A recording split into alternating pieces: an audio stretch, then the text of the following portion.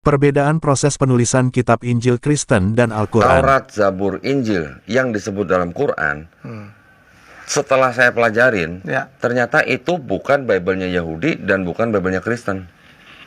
Ya, itu menurut pendapat saya. Kenapa? Karena Taurat, Zabur, Injil adalah wahyu-wahyu yang diturunkan Allah Subhanahu wa taala untuk Bani Israel pada zaman itu. Setuju, Bang? Ya.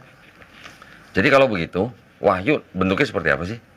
Wahyu adalah pesan atau pengetahuan yang langsung diterima oleh sang nabi lah ya. Nabi memberitahukan kepada umatnya, itulah adalah wahyu yang disampaikan kepada umatnya. Ya kan?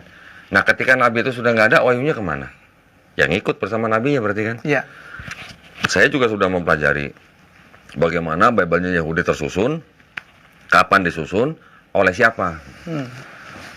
Oleh kelompok-kelompok yang berasal dari mazhab-mazhab yang ada di dalam Bani Israel ketika mereka dibuang ke Babilonia. Itu mulai saat tersusunnya kitab Yahudi itu di situ gitu. Nah, finalnya baru tersusun di abad ke-5, kira-kira tahun 450 sebelum Masehi. Gitu ya. Nah, pertanyaannya adalah apakah Nabi Musa alaihissalam yang kita kenal dalam Islam, ya, di dalam Yahudi kan juga ada.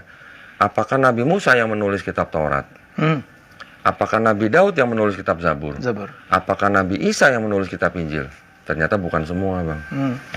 Jadi, setelah itu saya mengambil kesimpulan bahwa saya tidak boleh menyebut kitab saya yang lama yang dulu itu ya, sebagai Alkitab atau sebagai Injil. Karena beda. Ya, mereka memang menulis di kitabnya Alkitab atau Injil gitu. Tetapi kita sebagai orang Islam yang paham, kita tidak boleh sebut kitab itu Alkitab. Kenapa? Karena Al-Quran kita juga disebut Alkitab. Kemudian yang kedua, yang Injil. Injil adalah wahyu yang diterima oleh Nabi Isa alaihissalam untuk Bani Israel pada zaman itu.